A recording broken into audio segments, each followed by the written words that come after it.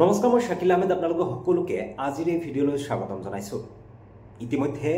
সমাপ্ত হৈছে দেশৰ প্ৰথম পৰ্যায়ৰ লোকসভা নিৰ্বাচন আৰু এই প্ৰথম পৰ্যায়ৰ লোকসভা নিৰ্বাচনত অসমৰ ৫টাকৈ লোকসভা সমষ্টিৰ ৩৫গৰাকী প্ৰাৰ্থীৰ ভাগ্য ইতিমধ্যে ভোটাৰসকলে বন্দী কৰিছে ইভিএমত। আৰু ২৬ এপ্ৰিল তাৰিখে দ্বিতীয় পৰ্যায়ৰ লোকসভা নিৰ্বাচনৰ ভোটগ্ৰহণ, তাৰপিছত ৭ মে তাৰিখে অনুষ্ঠিত হ'ব অসমৰ অন্তিমটো পৰ্যায় অৰ্থাৎ সমগ্ৰ দেশৰ তৃতীয় পৰ্যায়ৰ লোকসভা নিৰ্বাচন। প্ৰথম পৰ্যায়ৰ লোকসভা নিৰ্বাচনত দেশৰ ভিতৰতে দুটাকৈ যথেষ্ট চৰ্চিত সমষ্টি আছিলে। সেয়া এটা আছিলে ডিব্ৰুগড় লোকসভা সমষ্টি আৰু আন এটা আছিলে যোৰহাট লোকসভা সমষ্টি। আৰু প্ৰথম পৰ্যায়ৰ ভোটগ্ৰহণৰ পিছত এতিয়া পুনৰবাৰ আৰু এটা সমষ্টি বৰ্তমান যথেষ্ট চৰ্চাত আছে। সেই সমষ্টিটো হৈছে তৃতীয় পৰ্যায়ত ভোটগ্ৰহণ অনুষ্ঠিত হ'বলগীয়া ধুবুৰী লোকসভা সমষ্টিত। আৰু ধুবুৰী লোকসভা সমষ্টি হৈছে অসমৰ এনেকুৱা এটা সমষ্টি যি সমষ্টিত সৰ্বাধিক ভোটাৰ আছে। সৰ্বাধিক ২৬ লাখতকৈ অধিক ভোটাৰে নিৰ্ণয় কৰিব প্ৰাৰ্থীৰ ভাগ্য। কিন্তু এবাৰ ধুবুৰীত আচলতে কি হ'ব, ধুবুৰী সন্দৰ্ভত কিছু আলোচনা কৰিবলৈ আপোনালোকৰ মাজলৈ আজিৰ এই ভিডিঅ'টো লৈ আহিছোঁ। যদি আমি চাবলৈ যাওঁ পূৰ্বৰ যি ধুবুৰী লোকসভা সমষ্টি, কিয়নো ইয়াৰ পূৰ্বে বৰ্তমানৰ সাংসদ বদৰুদ্দিন আজমল, মৌলানা বদৰুদ্দিন আজমলে ৩বাৰৰ কাৰণে সাংসদ হিচাপে জয়ী হৈ তেওঁ সদনৰ মজিয়ালৈ গৈছে আৰু এইবাৰ যদি তেওঁ জয়ী হয় তেতিয়াহ'লে তেওঁ চতুৰ্থবাৰৰ কাৰণে সদনৰ মজিয়ালৈ যাব। কিন্তু ডিলিমিটেশ্যনৰ কাৰণে সমষ্টি পুনৰ নিৰ্ধাৰণৰ কাৰণে ইতিমধ্যে ধুবুৰীৰ যি পূৰ্বৰ লোকসভা সমষ্টি আছিলে তাত কিছু পৰিমাণে সাল সলনি হৈছে। পূৰ্বৰ যদি ধুবুৰী লোকসভা সমষ্টিৰ আমি যি মানচিত্ৰ সেয়া যদি লক্ষ্য কৰোঁ বা পূৰ্বৰ যি ধুবুৰী লোকসভা সমষ্টি তাৰ যি বিধানসভা যিসমূহ অন্তৰ্ভুক্ত হৈ আছিলে সেয়া যদি লক্ষ্য কৰোঁ তেতিয়াহ'লে পূৰ্বৰ ধুবুৰী লোকসভা সমষ্টিত সৰ্বমুঠ 10টা বিধানসভা সমষ্টি আছিলে। আৰু এই 10টা বিধানসভা সমষ্টিৰ 5টা বিধানসভা সমষ্টি আছিলে UDFৰ দখলত অৰ্থাৎ বদৰুদ্দিন আজমলৰ নিজৰ দলৰ দখলত আৰু 5টাকৈ বিধানসভা সমষ্টি আছিলে কংগ্ৰেছৰ দখলত। তেনে ক্ষেত্ৰত এতিয়া কিন্তু কিছু সাল সলনি হৈছে। সাল সলনি হ'লেও কিন্তু নতুনকৈ যিকেইটা সমষ্টি ধুবুৰী লোকসভা সমষ্টিত অন্তৰ্ভুক্ত হৈছে তাতেও কিন্তু দেখিবলৈ পোৱা গৈ আছে যে যেনেকৈ চেঙা বিধানসভা সমষ্টি এবাৰ ধুবুৰী লোকসভাৰ অন্তৰ্ভুক্ত হৈছে। চেঙাত এতিয়া বৰ্তমান বিধায়ক আশ্ৰাফুল হুছেইন, তেওঁ AUDFৰ বিধায়ক। তাৰ লগে লগে পূৰ্বৰ যি জনীয়া বিধানসভা সমষ্টি আছিলে সেয়া বৰ্তমান মন্দিয়া বিধানসভা সমষ্টি নামেৰে নামকৰণ কৰা হৈছে। কিছু ধৰক মানে চাৰিসীমাৰ কিছু মেপ কিছু চেঞ্জ কৰা হৈছে। তাৰে পূৰ্বৰ যি জনীয়া বিধানসভা সমষ্টি আছিলে তাৰ বিধায়ক কিন্তু AUDFৰ হাফিজ ৰফিকুল ইছলাম। আনফালেদি যদি আমি দেখিবলৈ যাওঁ যে পূৰ্বতে যি উত্তৰ অভয়াপুৰী সমষ্টি আছিলে, উত্তৰ অভয়াপুৰী সমষ্টি বৰপেটা লোকসভা সমষ্টিৰ অন্তৰ্গত আছিলে। কিন্তু উত্তৰ অভয়াপুৰী সমষ্টি কিছু পৰিমাণে কাটি পেলাই এতিয়া সৃজনগ্ৰাম বিধানসভা সমষ্টি কৰিছে। কিন্তু তাতে কিন্তু বিধায়ক আছিলে আব্দুল বাতিল আছে বা বৰ্তমানে আছে আব্দুল বাতিল খন্দকাৰ কংগ্ৰেছৰ। আনহাতে দক্ষিণ অভয়াপুৰী যি সমষ্টি আছিলে তাতেও কংগ্ৰেছৰ বিধায়ক। তেনে ক্ষেত্ৰত কিন্তু এতিয়া সেই সমষ্টিবোৰ সৃজনগ্ৰাম সমষ্টি যি নতুনকৈ হৈছে বা দক্ষিণ অভয়াপুৰী যি সমষ্টি আছিলে সেয়া কৰ্তন কৰি দিয়া হৈছে। সেইবোৰ সমষ্টিৰ যি ভোটাৰসকল আছে বা যি পৰিসীমা আছিলে, যি মানচিত্ৰ, যি তেওঁলোকৰ পৰিধি আছিলে সেইবোৰ কিন্তু এতিয়া ধুবুৰী লোকসভাৰ অন্তৰ্গত হৈ পৰিছে। তেনে ক্ষেত্ৰত যদি আমি চাবলৈ যাওঁ যে আধাখিনি যদি আমি এটা অনুমান কৰোঁ যে আধাখিনি সমষ্টি এতিয়াও ধুবুৰীত AUDFৰ দখলত আছে। এতিয়া কথাটো হ'ল যে বদৰুদ্দিন আজমলৰ বিৰুদ্ধে বহুত যুক্তি আছে, বহুতে বিভিন্ন ধৰণে তেওঁক সমালোচনা কৰে, বহুতে তেওঁৰ যথেষ্ট ভাল গুণ আছে বুলিও কয়, বহুত ভাল কাম কৰিছে বুলি কয়। কিন্তু আমি দেখিবলৈ পাওঁ যে বদৰুদ্দিন আজমলে সাংসদ হিচাপে তেওঁ কিমানখিনি কাম কৰিছে সেই কামখিনিৰ কিন্তু প্ৰচাৰতকৈ আচলতে বেছি প্ৰচাৰ হয় সেইখিনি কাম যিখিনি কাম আজমল ফাউণ্ডেশ্যনে কৰে বা মাৰ্কাজুল মাৰিফে কৰে বা তেওঁলোকৰ যি পৰিয়ালকেন্দ্ৰিক যি ট্ৰাষ্ট আছে সেই ট্ৰাষ্টসমূহৰ জৰিয়তে পৰিচালনা কৰা দেখা যায় বা সেইবিলাকৰ জৰিয়তে বিভিন্ন কাম কৰা দেখা যায়। বিভিন্ন সময়ত দেখা যায় যে ধুবুৰী লোকসভাত কোনোবা ব্যক্তিয়ে ধুবুৰী লোকসভা সমষ্টিৰ অন্তৰ্গত কোনোবা মানুহক আজমল ফাউণ্ডেশ্যনৰ পৰা সহায় কৰা হ'ল। কাৰোবাৰ বেমাৰ হৈছে আজমল ফাউণ্ডেশ্যনে সহায় কৰিলে, কাৰোবাৰ শিক্ষাৰ ক্ষেত্ৰত সহায় লাগে আজমল ফাউণ্ডেশ্যনে কৰিলে। কিন্তু আজিলৈকে কিন্তু এইটো মোৰ মনত প্ৰশ্ন বা আপোনালোকে এইটো বিবেচনা কৰিব বা আপোনালোকেও কমেণ্টত জনাব যে আজিলৈকে আপুনি দেখিছেনে যে কৰবাত বানপানী হৈছে বা কিবা দুৰ্ভিক্ষ হৈছে, কিবা অঘটন ঘটিছে, তাতে দেখিছেনে কেতিয়াবা যে AIUDF দলৰ তৰফৰ পৰা বান সাহায্য প্ৰদান কৰা হ'ল আমি কিন্তু আজিলৈকে দেখা নাই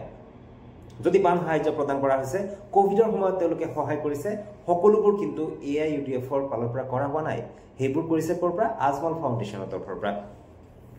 অৰ্থাৎ বদৰুদ্দিন আজমল সাংসদ ঠিকই আছে তাত আমাৰ আপত্তি নাই তেওঁ তৃতীয়বাৰৰ কাৰণে সাংসদ হৈছে তেওঁ পৰৱৰ্তী সময়ত এবাৰো নিৰ্বাচন খেলি আছে আমি তেওঁক শুভেচ্ছা জ্ঞাপন কৰিছোঁ কিন্তু তেওঁলোকে আসলতে এজন সাংসদ হিচাপে যিমানখিনি কাম কৰিব লাগিছিল বা এজন সাংসদৰ কামৰ যিমান প্ৰচাৰ হ'ব লাগিছিল তাৰ বিপৰীতে কিন্তু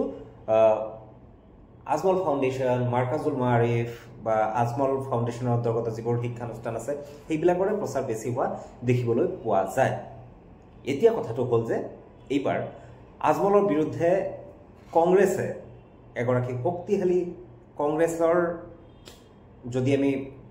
কথা মতে যাওঁ তেতিয়াহ'লে দেখিবলৈ পোৱা যাব যে কংগ্ৰেছৰ মতে তেওঁলোকৰ যথেষ্ট এজন শক্তিশালী আৰু প্ৰভাৱশালী নেতা তিনিটা কাৰ্যকাল অৰ্থাৎ 15টা বছৰে কেবিনেট মন্ত্ৰী হিচাপে কাৰ্যনিৰ্বাহ কৰা আৰু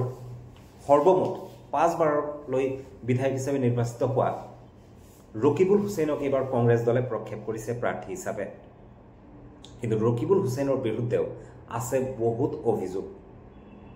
ৰকিবুল হুছেইনৰ বিৰুদ্ধে প্ৰথম অভিযোগটো আছে সংখ্যালঘু অঞ্চলত যে ৰকিবুল হুছেইন 15টা বছৰ কেবিনেট মন্ত্ৰী থাকোতে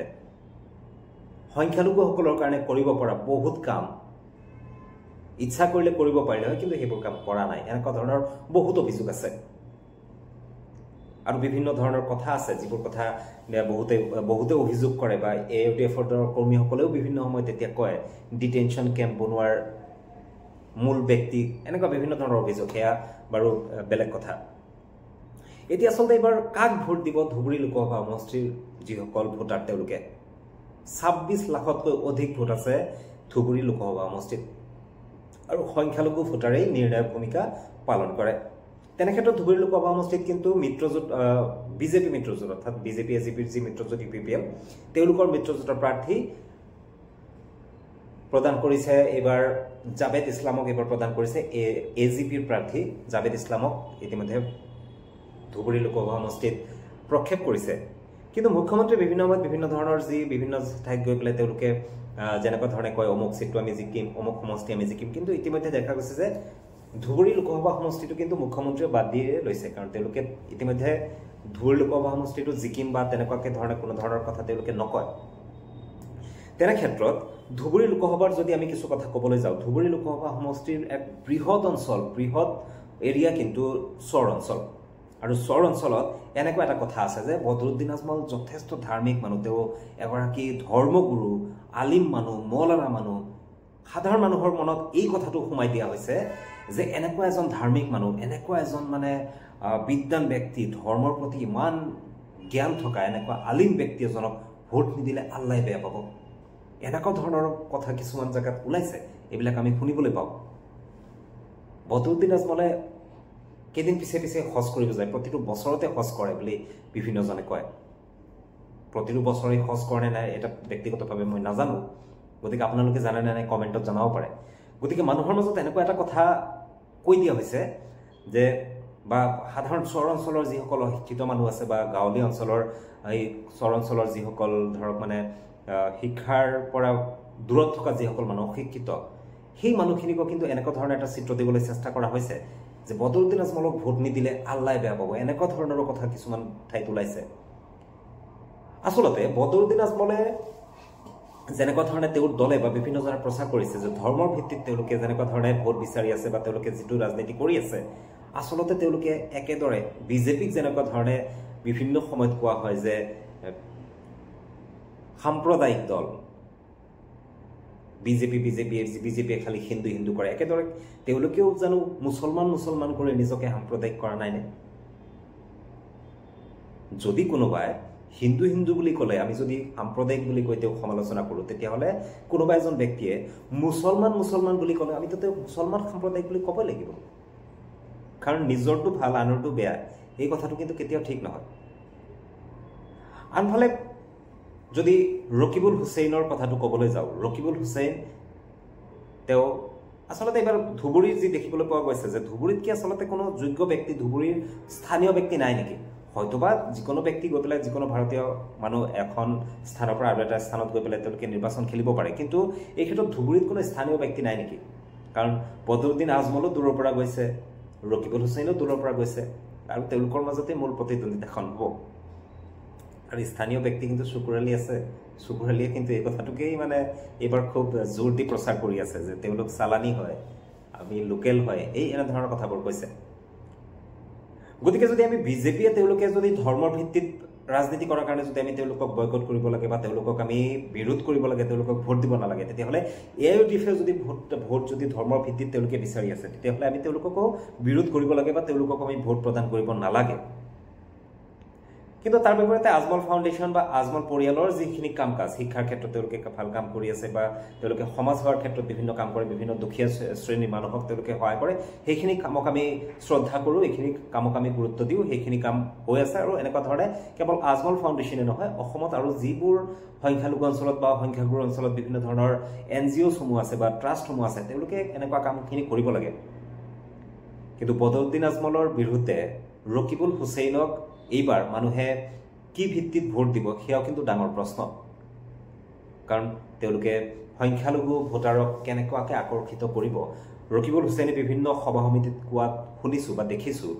যে আপোনালোকে মোক জয়যুক্ত কৰক যিকোনো সময়ত যিকোনো বিপদত আপোনালোকৰ ওচৰত দেৱালৰ দৰে থিয় হৈ থাকিম এটা পইণ্ট আছে যে কংগ্ৰেছৰ প্ৰাৰ্থী ৰকিবুল হুছেইনক জয়যুক্ত কৰিব পাৰিলে এটা পইণ্ট আমি ক'ব পাৰোঁ যে যিহেতু এআইইউডিএফৰ এইবাৰৰ তিনিটাকৈ তেওঁলোকে তিনিজন প্ৰাৰ্থী প্ৰদান কৰিছে প্ৰাৰ্থিত্ব প্ৰদান কৰিছে গতিকে তিনিজনৰ ভিতৰত যদি তেওঁলোকে দুটাকৈ সমষ্টিত জিকাৰ কিছু সম্ভাৱনা দেখা গৈ আছে এটা হ'ল ধুবুৰী আৰু এটা হ'ল নগাঁও তেনে ক্ষেত্ৰত ধুবুৰীত কিন্তু ফায়াৰটো টাফ হ'ব আৰু ৰকিবুল হুছেইনে এতিয়া তেওঁ যিহেতু বিৰোধী ঐক্য কংগ্ৰেছ আৰু বিৰোধী ঐক্যৰ তেওঁ প্ৰাৰ্থী গতিকে তেনে ক্ষেত্ৰত ৰকিবুল হুছেইনে এতিয়া প্ৰথম আৰু দ্বিতীয় পৰ্যায়ৰ লোকসভা নিৰ্বাচনৰ ভোট গ্ৰহণ সমাপ্ত হোৱাৰ পিছত ক্ৰমে অখিল গগৈ লুৰিণজ্যোতি গগৈ আৰু বিভিন্ন যি গৌৰৱ গগৈৰ পৰা আদি কৰি বিভিন্ন যিসকল চৰ্চিত নেতা যিসকল প্ৰভাৱশালী নেতা সেই বিৰোধী ঐক্য আম আদমি পাৰ্টিৰ যিসকল নেতা আছে এই নেতাসকলক যদি ধুবুৰী লোকসভা সমষ্টিত আনিব পাৰে আৰু তেওঁ যদি ইমানখিনি ৰাজনৈতিকভাৱে তেওঁ যদি বিৰোধী ঐক্যক নিজৰ সমষ্টিলৈ আনিব পাৰে বা তেওঁলোকৰ জৰিয়তে যদি ভোটাৰসকলক সৈমান কৰাব পাৰে তেতিয়াহ'লে কিন্তু ধুবুৰী লোকসভা সমষ্টিৰ যি অংক আছে সেয়া কিন্তু পৰিৱৰ্তন হোৱাৰ পূৰ্ণ সম্ভাৱনা আছে আৰু বদৰুদ্দিন আজমলৰ বিৰুদ্ধেও কিন্তু যথেষ্ট এণ্টি ইনকামবেঞ্চি আছে মানুহৰ কিন্তু বিৰোধ আছে